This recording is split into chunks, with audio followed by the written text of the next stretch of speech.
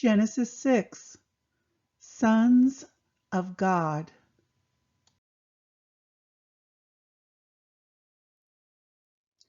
The first 4 verses found in Genesis 6 are commonly regarded as some of the most difficult verses to interpret in the older testaments.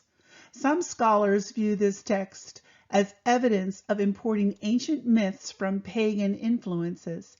Now, if this were true, then such a claim would undermine the inspiration and inerrancy of the Bible.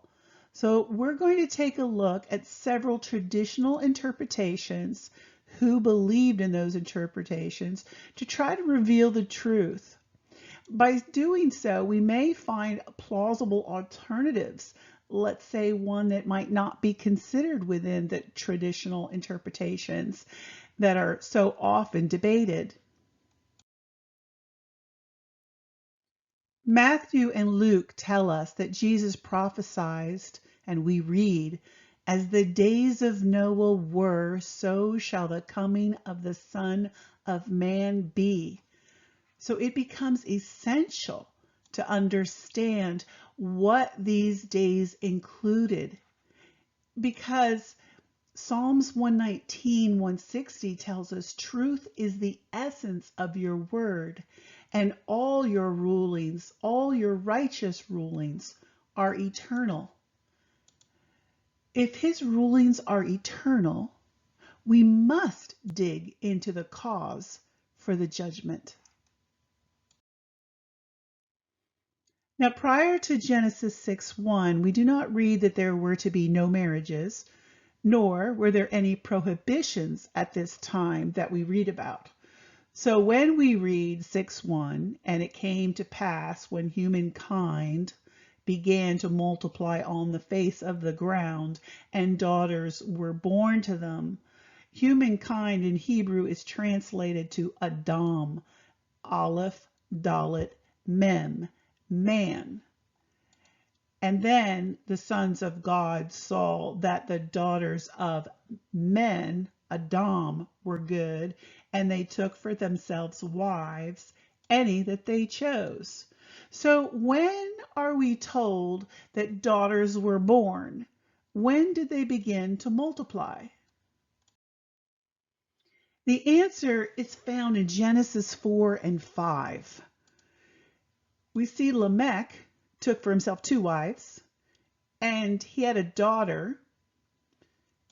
We see Adam, sons and daughters, Seth, sons and daughters, Enosh, sons and daughters, Canaan, sons and daughters, Mahalalel, sons and daughters, Jared, sons and daughters, Enoch, sons and daughters, Methuselah, sons and daughters, Lamech, sons and daughters. So then we read, "Now when humankind began to multiply on the face of the ground, and daughters were born to them, then the sons of God saw the daughters of men were good. They took for themselves wives, any they chose."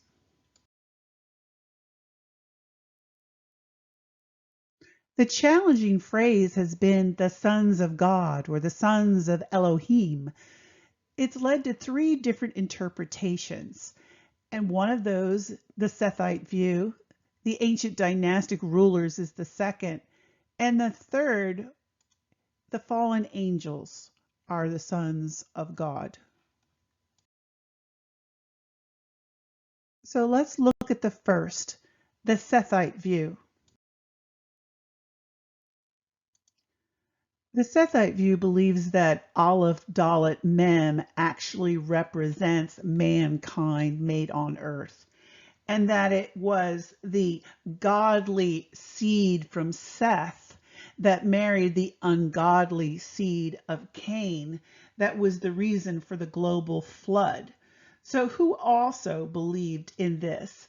It started, the documentation that reveals who believed in what started about the 2nd century CE onwards.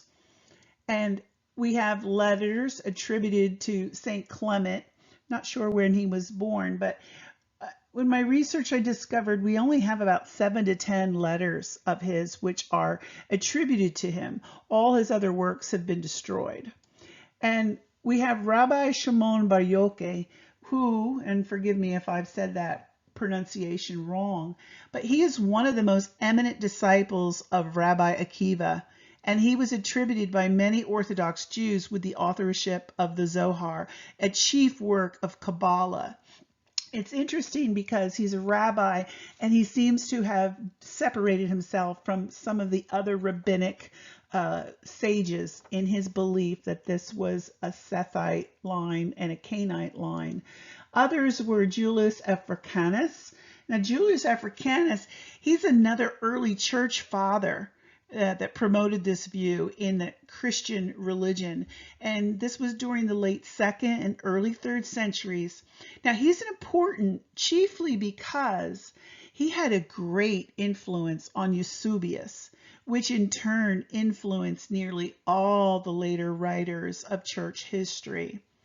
And among those, it had effect in the Ethiopian Orthodox Bible, where they feel this belief. And his writings affected Augustine of Hippo. Remember, we visited him early and he believed in the doctrine of the fall. He kind of created that doctrine. And then we have Martin Luther, which many people are familiar with. And we have John Calvin, the Calvinist faith and religion.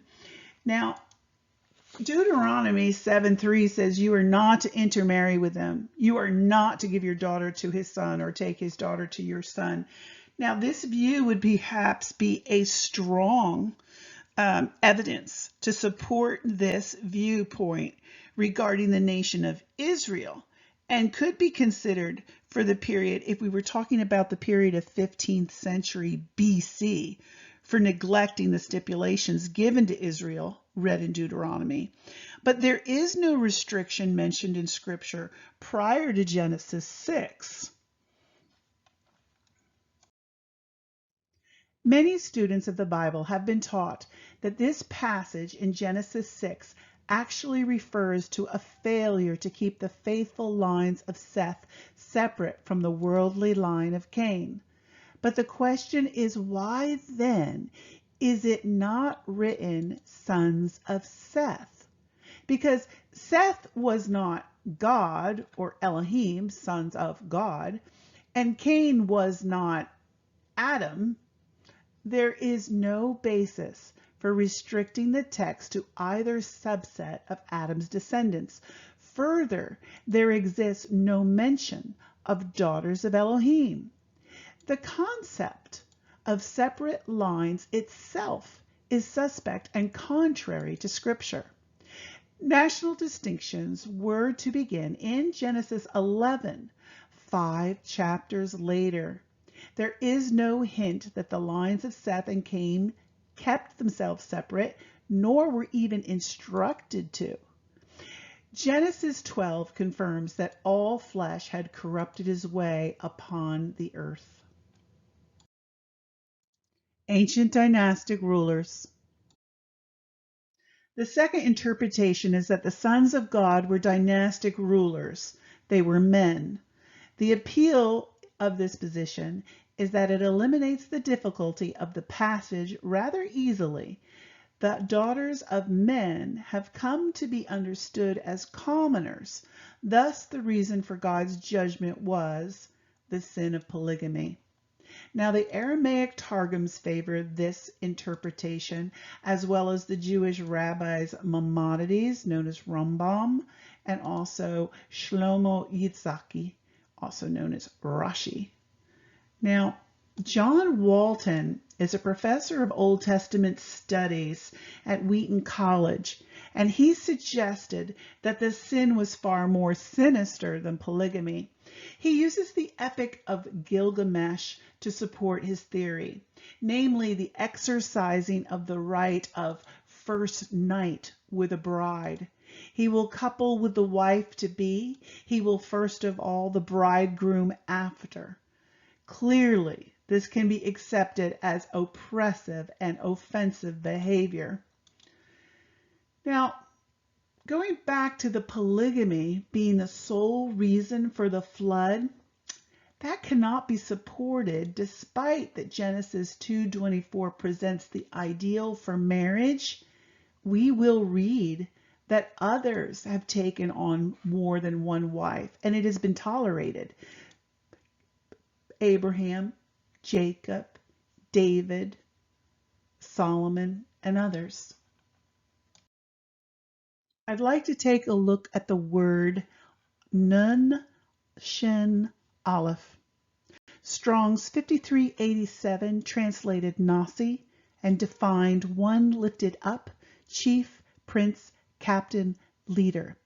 However, I do recognize this has not been introduced into scripture until Genesis 17:20. But it's important to note because magistrates or rulers were often referred to as gods. As we'll see in Psalms 82, God takes his stand in the assembly of God. He judges among the gods. Now, this is supporting evidence that these were dynastic rulers. And the fact that we split apart the word of Elohim to find out all of the qualities of Elohim in an earlier lesson, it does give me pause so that when I read in Psalms 82:6, I said, you are gods, you are all sons of Elohim, but ye shall die like men and fall like one of the princes. I believe that when he said he made us in his own image, that was the goal. We were the sons of Elohim. We were created by Elohim, and we had the ability to walk and be like Elohim. However, we did fall. And it also reminds me of Revelation. Then I saw thrones and people sat upon them, those to whom authority to judge was given. Interesting, because it shows me why Maimonides and Rashi were going in the direction of believing in this point of view. However, I don't think I would go so far as to say it was the sole reason for the flood because of polygamy. I think that we will see that it was a combination of many evils. And those that were in authority, those that were sons of Elohim and not properly judging, especially not judging for themselves a correct wife and how God wanted them to marry just one and one that was godly, that would have huge implications going forward. Here we should take a stop and look at the word son again. This is a piece that's written by Jeff Benner, and you can find it at Blue Letter Bible.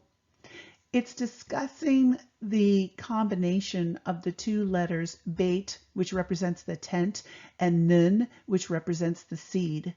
Together they mean the continuance of the house. Recall when God told David that he would build a house for David. It was a dynasty, not a building. Here we see the intention of God's will for and through sons and daughters. Also remember in our earlier studies when God passed judgment on Adam and Eve for their disobedience, he said that Eve would have to submit herself to Adam. But Eve would be able to have rulership, let's say, over her household and her children. So what would the consequences be if sons of Elohim chose daughters of men, men from flesh, that now she was able to raise them up however she wished? It would have major implication to the dynasty. The third interpretation is that of fallen angels, and it happens to be one of the most popular right now and has been for centuries. But Luke 20 tells us that Yeshua said to them, the sons of this age marry and are given in marriage, but those considered worthy to reach the Olam Haba and the resurrection of the dead neither marry nor are given in marriage, for they can no longer die, because they are like angels and are sons of God, being sons of the resurrection. Now, the sons of God as fallen angels was prevalent as early as the 3rd century BCE. And those that were four are a list, beginning with the literature of Enoch in 350 BC and going all the way up to Tertullian, at least on this slide. It goes beyond this as well. And those that were against it were the Sadducees. Now, they were opposed to any kind of mysticism, and the Sadducees, separate from the Pharisees, the Sadducees were in charge of all of the temple and the temple worship. They denied the existence of all angels.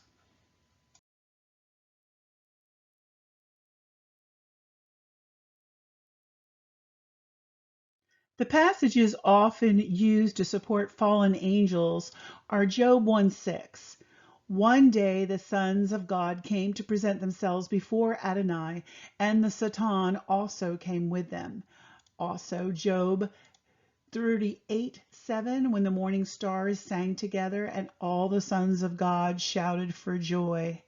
And then Luke 20:36, for they can no longer die because they are like angels and are sons of God, being sons of the resurrection. But none speak of the first 10 generations and before the flood. Now this is why the book of Enoch was required or needed, because we had very minimum amount of information in Scripture. So what do the contents of the sons of God in Enoch say to us? Well, the sons of heaven who belonged to the guardian angels had lusted for the beauty of the daughters of men in the time of Jared and decided to descend upon Mount Hermon to carry out their plans from there. There were 200 of them, and their leader was Shemhazi, and he made them swear an oath to adhere to their purpose, and it was this oath that gave the name of the mountain, Hermon. They consorted with the daughters of men, who gave birth to a generation of giants who set about mercilessly destroying human beings. The fallen angels also taught man the use of weapons and other tools promoting immortality and crime, and in this manner a demonic wisdom came into being in addition to divine wisdom. And this led to the corruption of mankind. Now, moved by man's outcry, 4 archangels appealed to God and were given the order to punish the fallen angels. Later, there is a resume of this episode in chapter 69, where the fallen angels, Jacon, was blamed for the downfall of the angels. Now, each of the fallen angels taught mankind a particular evil or perversion, thus destroying mankind's innocence. But let us depart and let's go back to what's on the screen. It says that the sons of heaven who belong to the guardian angels had lusted for the beauty of the daughters of men, and in the time of Jared descended. Do you see how that might conflict with Scripture? Because we're told in Scripture that the sons of Elohim chose for themselves any that they wanted as soon as they began to multiply. So Jared is several generations down. So what do you do with all of the sons of Elohim before Jared? It's a thought. When was this book of Enoch written? This diagram, done in 2005 by Mark Poisser, is an excellent diagram that shows not only the dates when the books in Scripture were written, but also indicates the periods of culture that were in control at the time of those writings. The book of Enoch was written around 350 BC and during the time of Persian control. Since most of the supporting evidence and earliest report for angels is found in this writing, we should look at it in detail. The religion of Persia during the Persian control had a great influence on the Hebrew Scriptures. It was Zoroastrianism, and it is actually still continuing to be practiced, and it is the oldest, one of the oldest religions to do so. What no one argues is the influence it had on Satan. The figure Satan originally was a servant of God appointed by him as his prosecutor, and it came more and more to resemble Ahriman, the enemy of God, and this was someone that is depicted in the religion of Zoroastrianism. Many books have been written on the subject. John Gray is one that I thought to point out. Joseph Campbell tells us that Persian belief was reorganized by the prophet Zarathustra. And according to the strict dualism of good and evil principles, light and dark, angels, devils, and this crisis profoundly affected not only the Persians, but also the subject matter of Hebrew beliefs and thereby, centuries later, Christianity.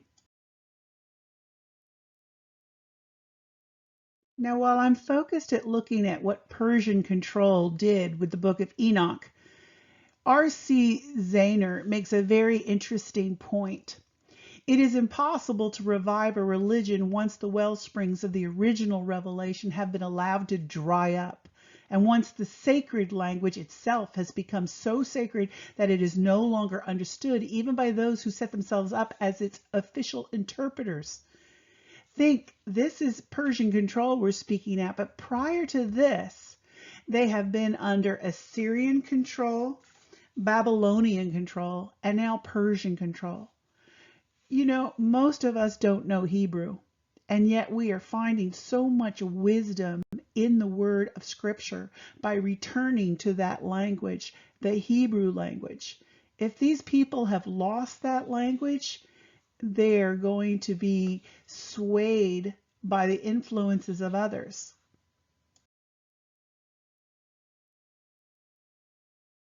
Leo Trepp writes, how did the idea of two opposing forces, Satan and God, originate?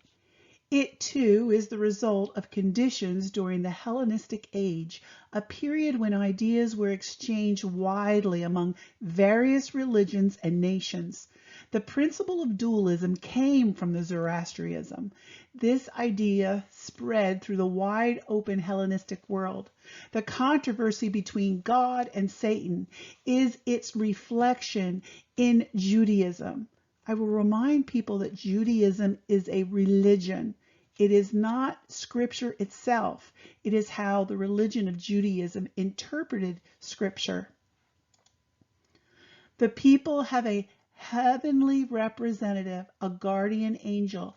This is a new concept of Zoroastrian origin. Previously, the term malach, which is the Hebrew word for angel, simply meant messenger of God or envoy.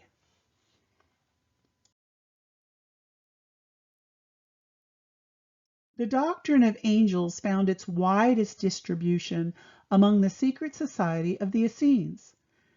Josephus tells us that the Essenes carefully guarded the secret list of angel names. The Qumran scrolls testify to an organized system of angelology, in which the Prince of Light and other heavenly princes were expected to fight alongside the sons of light on the last day. They even thought that they were present at their meetings.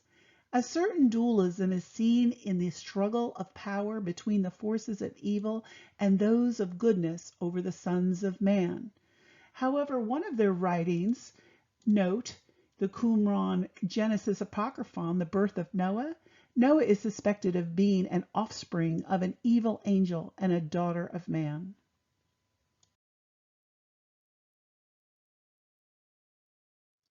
The worship of angels had reached to such a magnitude by the 5th century that that interpretation was now viewed as an embarrassment to the church. In fact, it had a direct relationship to the decision of celibacy within the church.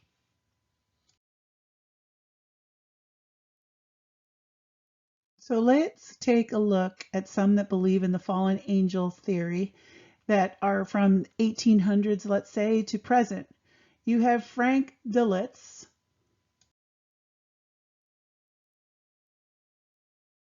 Charles Henry Mackintosh, a Plymouth Brethren, a dispensationalist, G.H. Pember, he dominated prophetic study in the Victorian age. Arthur Pink was one of the most influential evangelical authors in the second half of the 20th century, and he renewed interest in Calvinism or Reformed theology.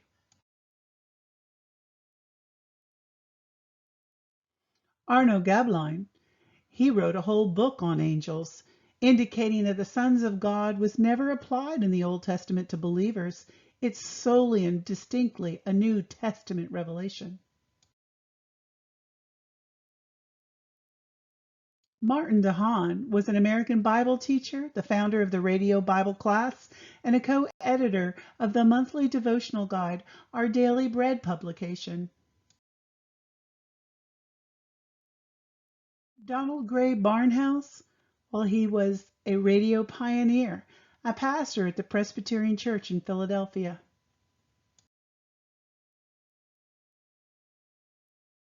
Henry Madison Morris, an American young earth creationist and also a Christian apologist, is the founder of the Creation Research Society and the Institute for Creation Research. Charles Ward Smith, or Chuck, was an American pastor who founded the Calvary Chapel movement. He has been called one of the most influential figures in modern American Christianity. You can still see his YouTube videos.